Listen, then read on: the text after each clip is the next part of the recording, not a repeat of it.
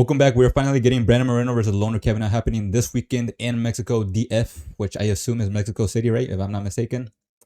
But anyways, right now this card is a bit in a tricky spot because if you don't know, if you haven't seen the news or TV or anything like that, Mexico is kind of in a violent state right now. A lot of shootings, burnings. Yeah. But anyways, this card is in Mexico City, so it's kind of in a safe area of Mexico, I think. But anyways, this card is gonna be happening. This card is kind of a weak card. I will be honest. Ever since like the beginning of 2076, every single card has been declining in quality. Ever since the first card of the year, and and this is not even like the bottom of the barrel. I'm gonna be honest. There's probably gonna be like a couple more worse cards after this, which is not great to look at. But anyways, this is a kind of a weak card in terms of name value and skill, and yeah, I wouldn't be surprised if I get like low views on this video. But yeah, a lot of dudes making their debut from the Contender Series, that's for sure. So if you're like tapped into the Contender Series, this card is for you. But yeah, let's just start off with the first fight of the night. At middleweight, we got Pinas versus Shultz. Both of these guys are making their debut from the Contender Series.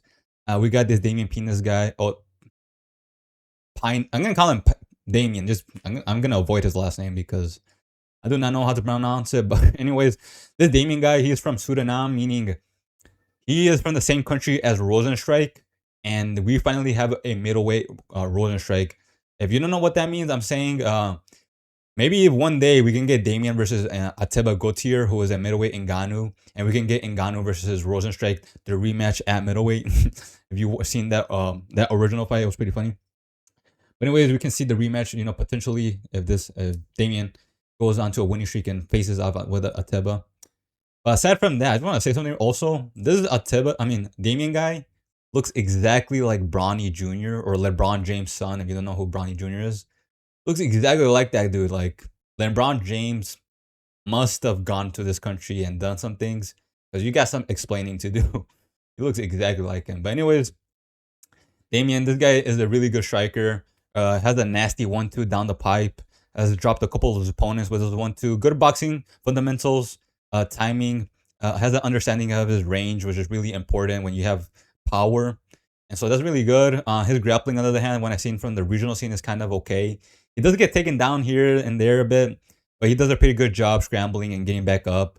Aside from that, his grappling looks, it looks like he has some decent grappling. Where Shultz, on the other hand, is kind of the opposite. He is mostly just a grappler, not a striker. His striking is kind of abysmal. This guy has had two Contender Series appearances, and that's usually because you lose your first Contender Series fight, which he did against Mansour Abdul Malik, which that guy had pretty good scrambles, and West got finished later on against Mansour in that fight. West later on got a winning streak in the regional scene and fought again at the Contender Series against someone else, I forgot, and finally got a what's it called? A Zellhuber stretch submission, which is really important. I mean, really not important, impressive, which is very rare to see in the UFC. Someone like Zabit, and I don't know, like that's about it from what I remembered. Who got Zellhuber stretches and ever in the MMA. But either way, that shows that he has some good grappling, some good submission games, very creative on the ground as well. Which is it's kind of scary to think about for if you're Damien, because really this fight really comes down to the first interaction. Can West take down Damien, which I do think he can, and keep him down and then get to his back and for a submission or whatever, or get to on side control and submit him like that, But the thing is, I don't know if I trust West to do that right off the bat. I do think that Damien could do a good job surviving and then probably get back up after like the second half of the first round. If not, survive the first round and then go on to the second round and on the feet again.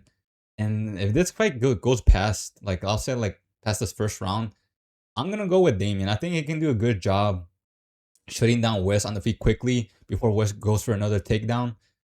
Because West, he sometimes does strike. He's not just a spammer when it comes to his takedown. So that gives me confidence in Damien getting a second round KO. I do trust him in surviving the first round, and I think he's gonna get it done in second. So I'm gonna go with second round KO for Bronny Jr., aka Damien. But yeah. Whoops. Next up, we got at featherweight. We got this website is straight up coded and I don't know. Eric Silva versus Francis Marshall. The first Venezuelan that's allowed to go to Agartha. This dude straight up white. But anyways, this guy had like 2 fights in the UFC, and I was thinking like I don't remember who Eric Silva is at all. Like he fought twice already in the UFC. And like who is this guy? And then I just noticed this guy, his last fight was in 2024, like over a year ago. And then his debut fight, his second last fight was in 2022. So, and both fights were losses. So I don't know how this guy is still signed to the UFC. 2 losses in the span of 4 years. You would think the UFC would have like a clause in their contract saying like, if you do not fight within the certain amount of time, you're gonna get like cut. But here he is. Well, I mean, at the same time, they do need these like straight up garbage fighters to fill up these cards in Mexico or whatever. So it makes sense why they keep someone like him around. They should do that to Hamza. They should have Hamza have like if you do not fight within a certain amount of time, you're gonna get cut for real, because that dude needs to fight soon. But either way, Eric Silva, he's mainly just a grappler. That's about it, or mostly just a wrestler. But aside from that, his striking is abysmal. Francis Marshall, on the other hand, he is a well-rounded, decent. Lost to William Gomes, not a bad loss at all. Lost to Dogarian. You know, that's a questionable loss, I guess you can say. But this dude had a close split decision loss to Mario Santos, which is not a bad loss at all. Mario Santos is in a tear right now. And he borderline won. I would have said Francis Marshall won and got robbed against Mario Santos in that fight, which is still it's a really good sign from Francis Marshall. And I'm gonna go with Francis Marshall because this guy is fighting Eric Silva's like, I don't know, like 38 around there. He's up there in age, 0 wins in the UFC, extremely inactive. Francis Marshall shown to be competent. He has a couple wins of himself. I'm gonna go with Francis Marshall. I think he can get it done against someone like Eric Silva, who is just there in the UFC for some reason. And yeah, I'm going with Francis Marshall. Probably second round submission. I'm gonna go with second round submission, Francis Marshall. Next up for women's flyweight, we got Sofia Montenegro versus Ernesta Kareckaite, or Ernesta. I don't know if you pronounce it in Lithuania. But either way, Sofia Montenegro, I was gonna say something real quick. The way she looks in her fights, you know how she looks like really pretty right here. In her fights, she does not look like this at all. She looks like a whole different human being. I don't know what it is, if it's the braids or whatever. She does not look like that at all in her fights. She looks like a cave woman, but either way, she's a fun fighter. She's coming from the contender series. Like, she's making her debut. She had a really close fight against, I forgot who. Almost won the fight, but she lost it. She lost by the judges on decision. It was a really close fight. You can easily also give it to her if you wanted to on the scorecards, but she lost. But because it was a really fun fight, borderline almost won, it made sense to keep her from in the UFC and sign her even though she lost. It makes perfect sense. She hits hard, brawler. She seems to have decent grappling. She has potential. Ernesta, she's okay. She has some wins here. She's had some losses here. Kind of big for flyweight. Good kickboxer, but aside from that, she's generic. A little bit, I would say she's more technical than Sofia when it comes to the kickboxing. But Sofia hits hard and she has power and she can hurt her opponents. I do not know if Ernesta being a more technical fighter matters in WMMA. I'm gonna be honest. I think I genuinely do feel like power and brawling is a better base than being a technical striker in WMMA. You're saying? I do think so because I don't know. It feels like women kind of just start fighting instinctually when they get rocked, and they just do whatever they feel like doing after. So for Sofia to be a brawler, have that brawling instincts and power, she can definitely make it a dogfight and into her favor and just negate Ernesta's skill advantage. So I'm gonna go with Sofia Montenegro, probably winning decision. I don't know if she could finish Ernesta, maybe she can, but I'm gonna go play it safe. I'm gonna go with Sofia decision. Next up, at featherweights, we got Douglas Silva de Andrade versus Javier Reyes. This is a good one. Because I mean, it's a good one in terms of older vet versus younger guy. Douglas has been fighting the UFC for 10 years, over 10 years. He is now 40, which is not a good sign, but he's now up there, really up there in age. And, he's been fighting a couple good guys in his career, Peter Yan, Leroy Murphy. He didn't even look that bad against these guys. He is pretty good. He has all the things you want when you're like a vet. Vets usually are more skilled, really experienced, good eyes, good timing. Yes, they have they're like more physically slower, but they make up in skill and timing. Andrade also at the someone for his age really hasn't taken that much damage in his career. Like he hasn't really been getting chinned at all. But that's really good for Andrade. He still has a decent chin. He The thing is, Andrade, I'm gonna have to say it again. He's 40. Like that's a big drop off from let's say from let's say 36 to 38, because I think his last fight he was like 38. The drop off from 36 to 38, and then 38 to 40 is much bigger. From just saying, like it's not that good. And also Andrade hasn't fought in over a year. Like he's gonna be a little bit ring rusted coming into this fight. Plus the fact that he is now 40, So unless he's like juicing, maybe that stops him from being being extremely slow. But yeah, it is not a good sign. And Javier Reyes also, he's making his UFC debut. He had a pretty good first round finish in the Contender Series.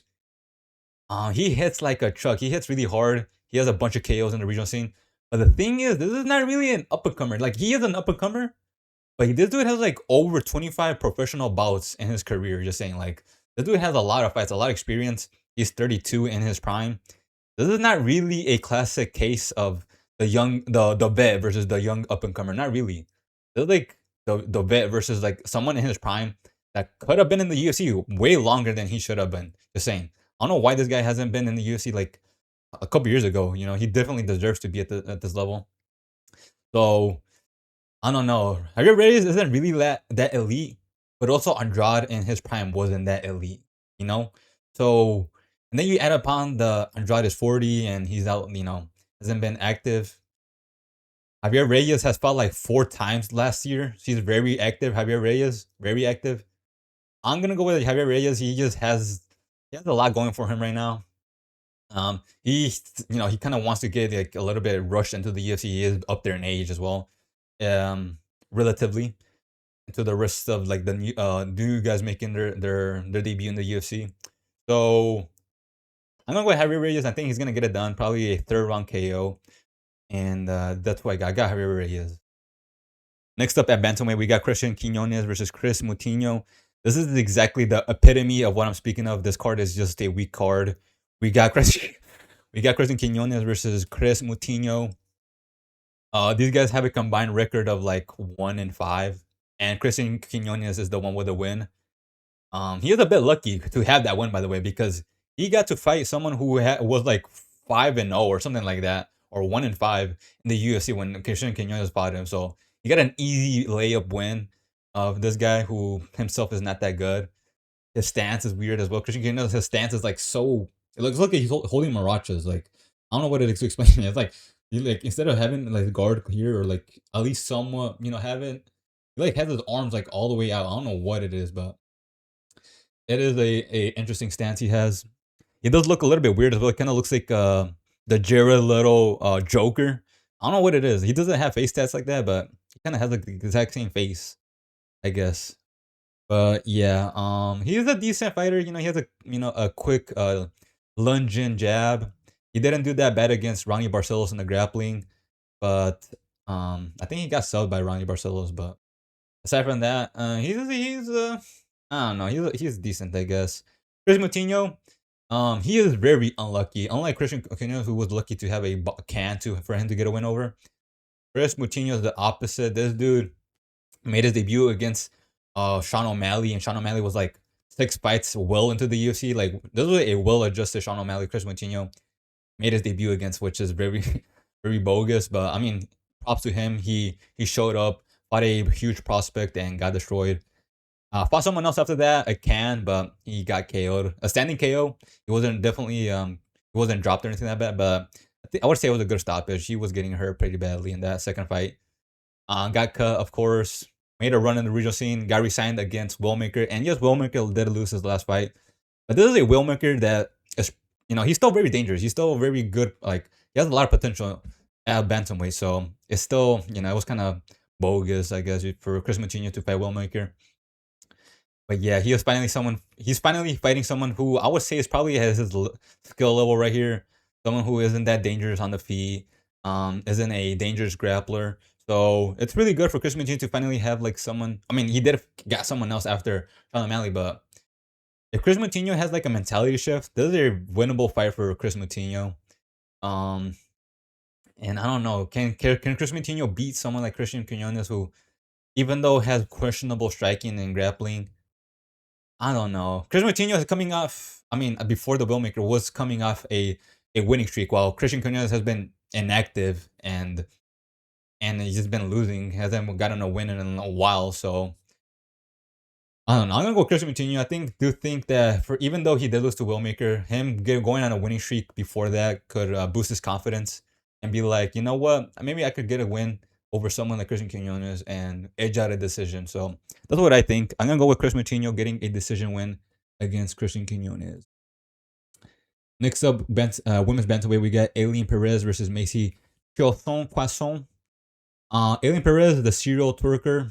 She twerks every single time she wins in front of her child who is in the audience. That's really awesome, I guess. If you're like a gooner, she's your favorite fighter, But aside from that, she's decent. She has pretty good grappling, decent striking. Her main suit is her grappling, which I want to say she's an elite grappler, not for sure, but she deserves to be ranked. Missy Chaisson, this girl would be a monster if she used her range properly. If she used her range, like her jab, you stuck behind the jab. She's like huge for flight bantamweight, the biggest division at WMMA. If she used her physicality and just stuck behind the jab, she would be beating every single WMMA fighter. Because a lot of these WMMA fighters who strike have zero head movement. She would be beating up these WMMA fighters with just a jab, But she decides to like throw looping punches and cut her range by half. I don't understand the questionable thinking of that, but this WMMA, a lot of them are not that good, but also there's a huge size difference, 5'5" versus 5'11", or height difference, I mean. And I don't know, like, it's gonna be kind of crazy to assume this is not gonna play into the fight, this height difference, I do think there's gonna be a factor into the fight, and I do think it's gonna favor Macy Chaisson a lot, especially when Aileen Perez tries to go for takedowns with trips or whatever. I do think Macy Chaisson, who isn't a horrible grappler, can do a good job with using her size to defend Aileen's takedown. So I'm gonna go with Macy Chaisson. I think she can win a decision, edge it out, and end Aileen's winning streak. So I'm gonna go with Macy decision. Next up, we got Ryan Gandra versus Jose Daniel Medina for the last fight of the prelims. This is gonna be a close one. I'm joking. Ryan Gandra, first round, decapitation, powerful. A bunch of KOs, athletic, good. Decapitation first round.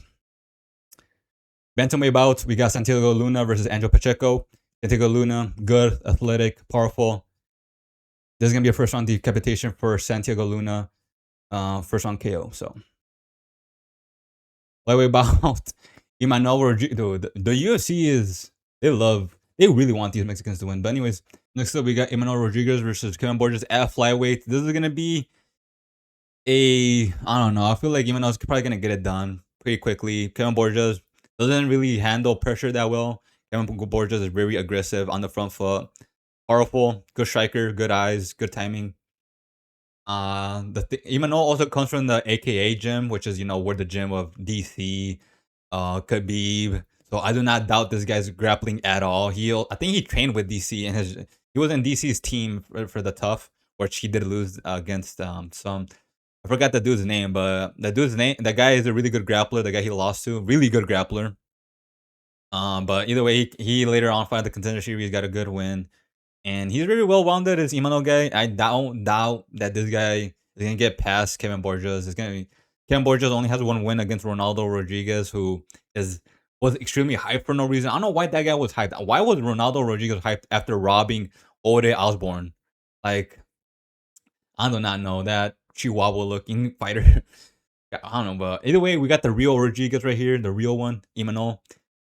He's very aggressive, and I do think it's gonna be overwhelming for Kevin. I do think Imanol's probably gonna get the second round KO, and I'm gonna go with Imanol for second round KO. Now I will say, even though I'm saying he is over aggressive, that is going. He can get past Kevin Borges without having without the over aggressiveness being a bad thing. But later down the line, that him being over aggressive is gonna come back to bite him. I will say for sure, because there's gonna be guys that are gonna be counter him pretty badly, and he's either gonna get KO'd or subbed. So he's gonna have to chill out. Just saying, just later down the line, be more patient. But right now, I do think that aggressiveness is gonna help him in this fight. But yeah, second round KO. Next up at flyweight bout, we got Edgar Chairez versus Felipe Bunes. Edgar Chairez, this dude looks like when he trains, he wears like a bandana like up to his eyes. It's like that when he's like sparring dudes. Or this dude, like, he wears like the shin guards and he has like white socks like over the shin guards. But either way, he's decent. He only has 2 losses in the UFC against Tatsuro Taira and Joshua Van. The 2 guys are fighting for the belt, for the flyweight belt next. So, those are not bad losses at all. Yes, he also did lose to Clayton Carpenter and Jesus Aguilar, who are now in the UFC. I'm specifically talking about the UFC only. He's only lost to Tatsuro Taira and Joshua Van.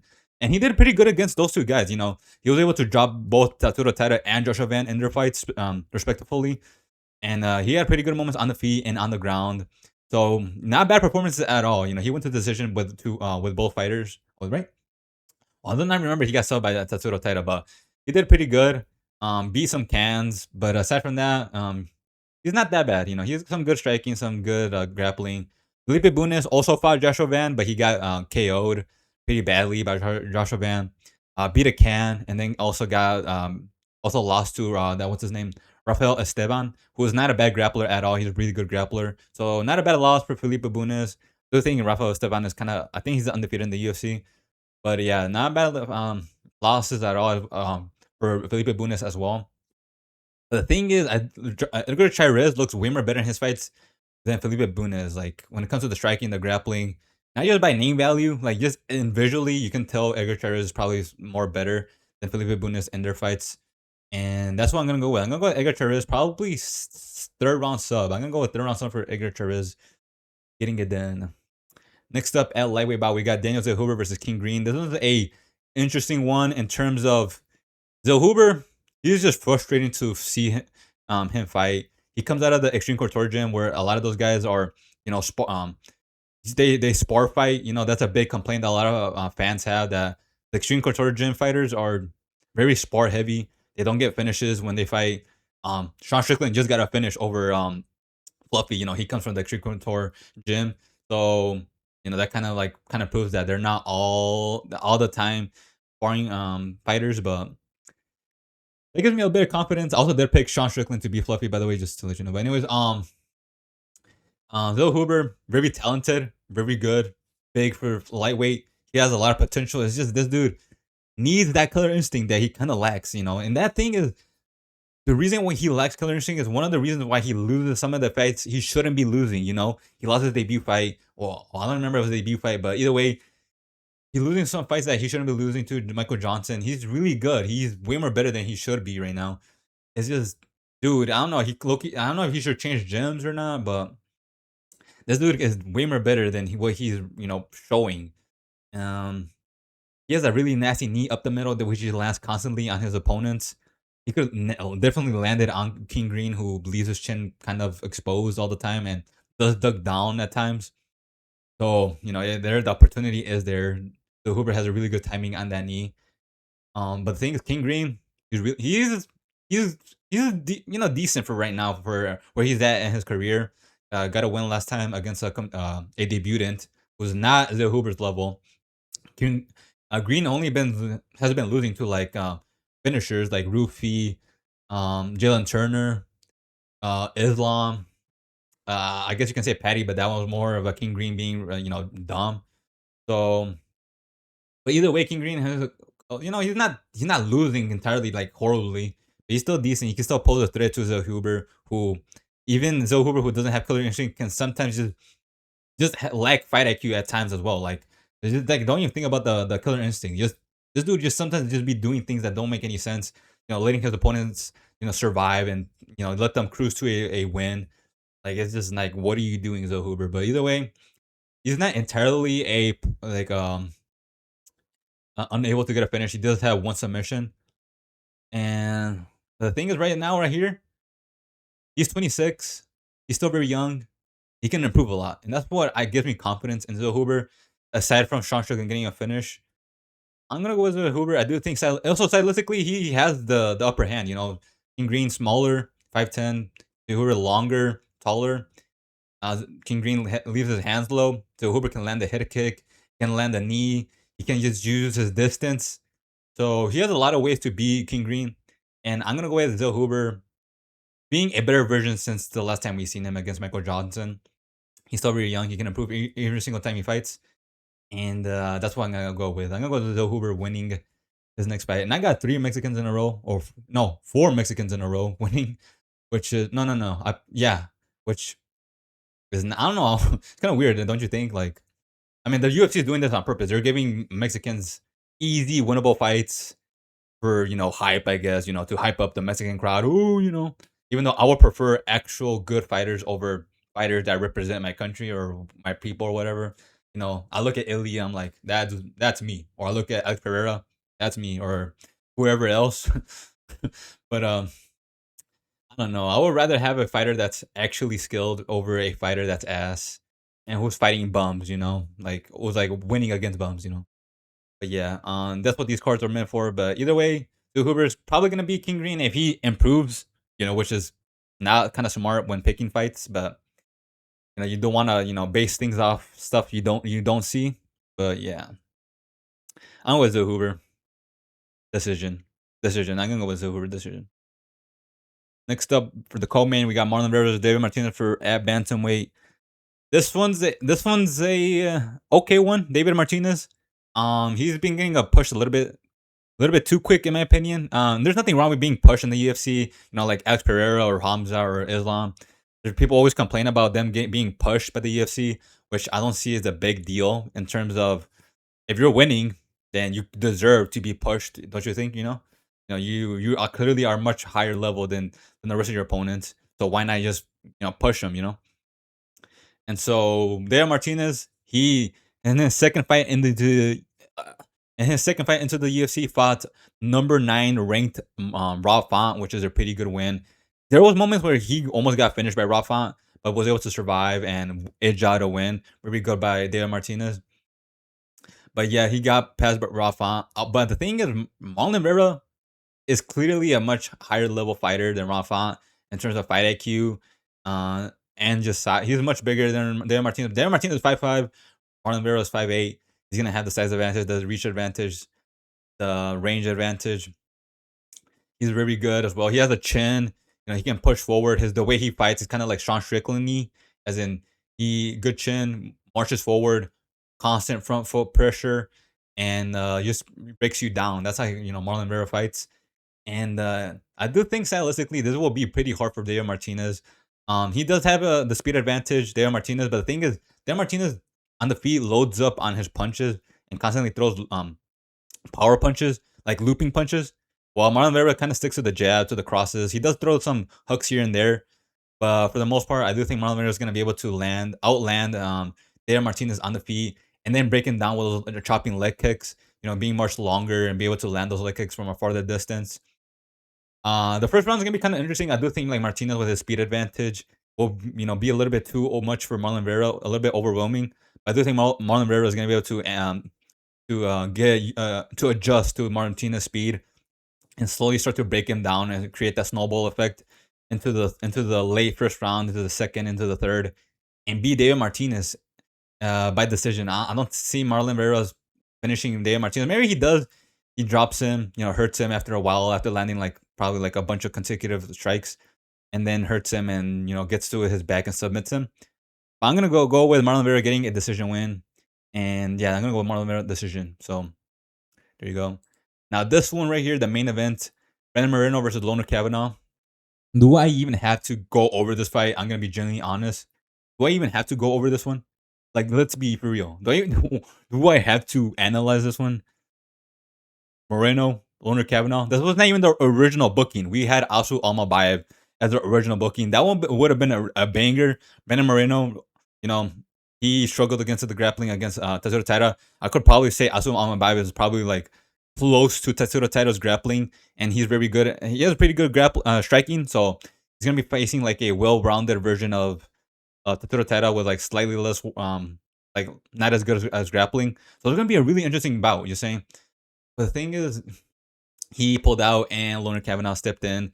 Not short notice, but not a full camp, I would say, for Lone'er Kavanagh. And he's coming off a Charles Johnson loss, a KO loss. This is not even the same thing as Joshua Van, where Joshua Van, got changed by Charles Johnson, and then went on to become champ. No.